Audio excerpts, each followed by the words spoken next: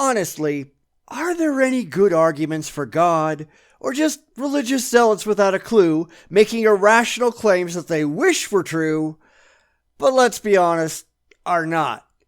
Anyway, off to stupidity land again.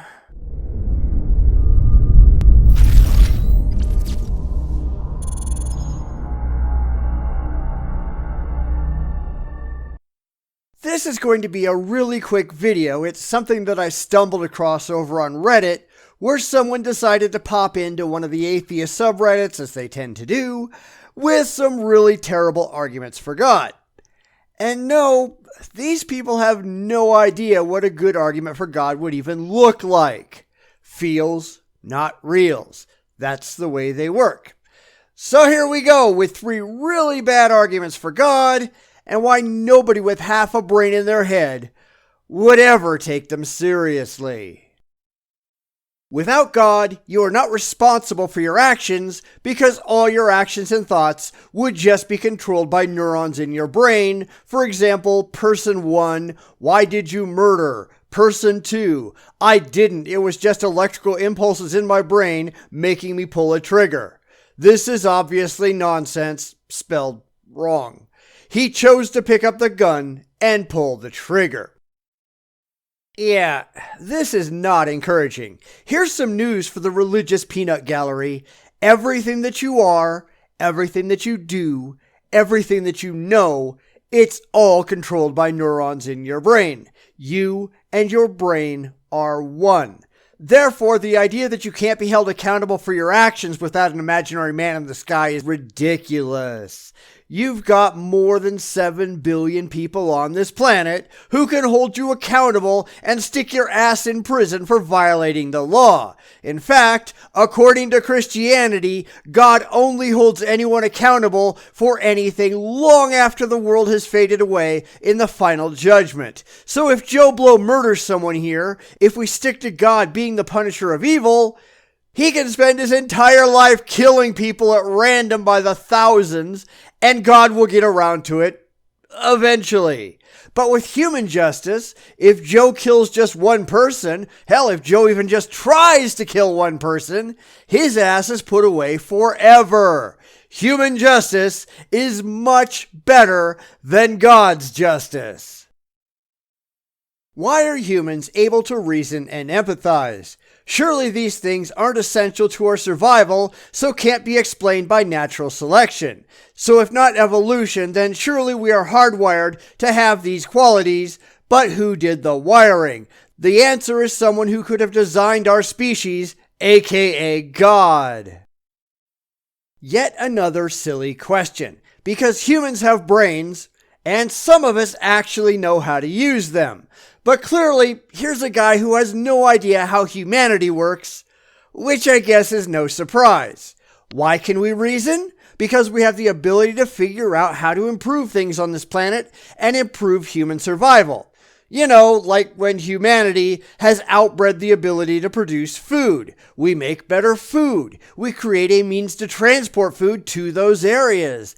And we know how to stop people from screwing up a storm and making even more mouths to feed. It's unfortunate that so many people are so adverse to stopping these religious zealots with no self-control, but we can do it even if we choose not to. And of course, we empathize because we're a social species. And he says, well, if evolution isn't responsible, evolution isn't responsible. And then he appeals to ignorance and says, well, God must have done it. Sure, pull that steaming turd right out of your ass.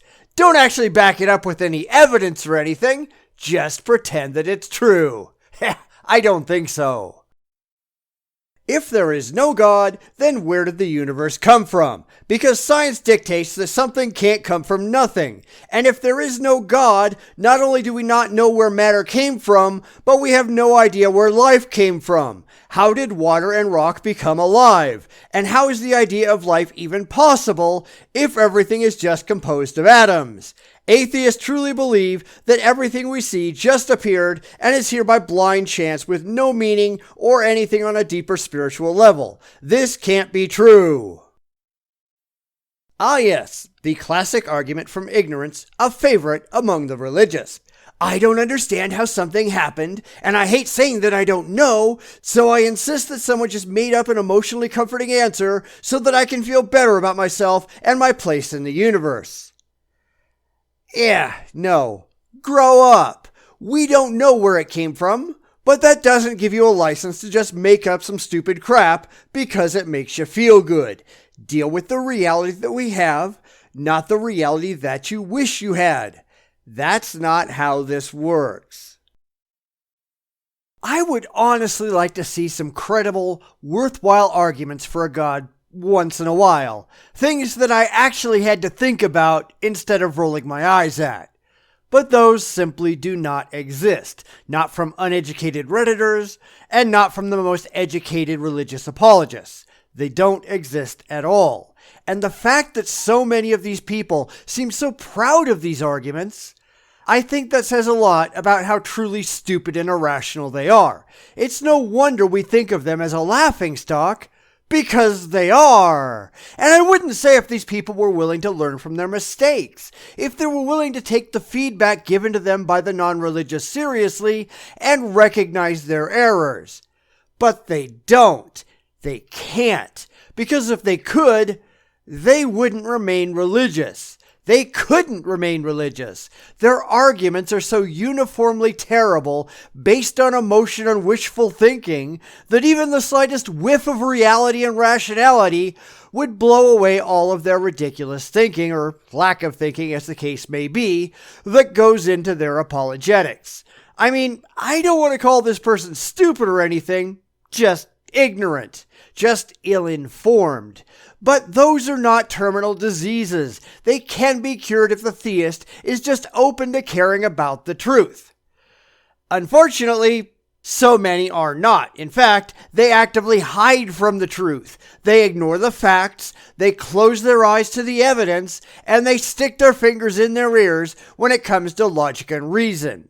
That's why there are still so many theists out there. It's why we have to keep putting up with their stupidity, irrationality, and unfortunately, really, really terrible arguments.